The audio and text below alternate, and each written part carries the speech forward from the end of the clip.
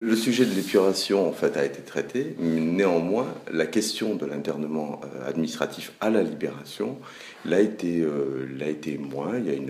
On peut considérer qu'il y a donc, il y a une lacune historiographique. Ce qui m'intéressait en choisissant ce qu'on appelle la région de Marseille, mais qui comprend 6 départements, hein, donc les Bouches-du-Rhône, le Var, le Vaucluse, les Alpes-Maritimes, ce qu'on appelait les Basses-Alpes, et les Alpes de Haute-Provence aujourd'hui et les Hautes-Alpes. C'était une seule et même région, donc qui était à la Libération sous la responsabilité de Raymond Aubrac, commissaire régional de la République.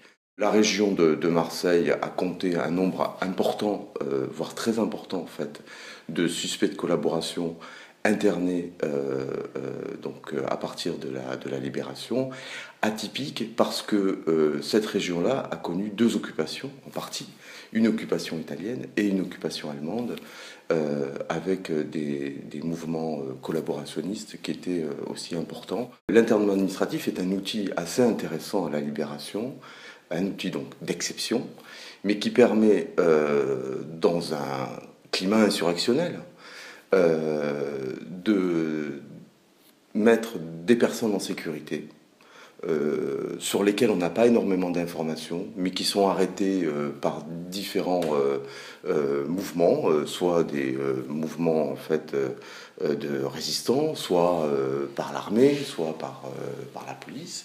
Et donc cet outil du camp d'internement ou centre de séjour surveillé permet de prendre aussi le temps de réaliser des enquêtes. Ce qui est intéressant, c'est que à la Libération, vu le nombre de personnes arrêtées ou mises en cause, il faut rapidement trouver des lieux qui sont rarement adaptés à ce type d'incarcération en fait. Hein. Donc ce sont des hôtels, ce sont des forts, des bâtiments, militaires. On est à la Libération, on se dirige en fait vers un retour de la légalité républicaine. Donc ce sont des camps qui ne sont pas là pour durer, ce ne sont pas des camps qui sont là pour torturer en fait les suspects, mais ce sont des camps qui doivent en même temps recevoir des personnes fort différentes, des jeunes, des femmes enceintes, des personnes âgées. Je ne m'attendais pas à trouver des internés aussi différents, enfin en tout cas une telle variété de populations.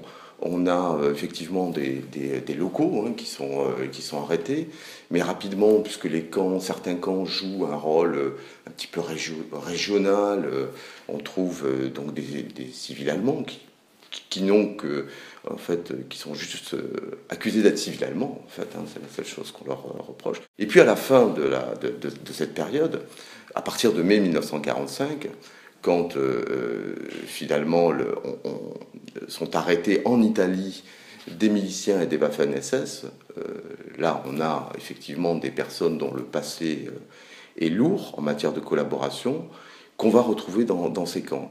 Au regard des archives que j'ai pu consulter, les directeurs de camp, l'encadrement, les surveillants ont respecté autant que c'était possible les internés et leurs droits. Le droit d'être nourri convenablement, le droit de visite, le droit de recevoir du courrier, etc. Il y a donc une volonté non pas de punir à l'intérieur des camps, ce qui était à la Libération, il y a eu une hésitation en fait sur la définition du rôle du camp d'internement. Régulièrement, les préfets et les directeurs de camp reçoivent des directives leur donnant un certain nombre de consignes sur le respect en fait des personnes qu'elles ont sous leur protection d'une certaine manière pendant cette période.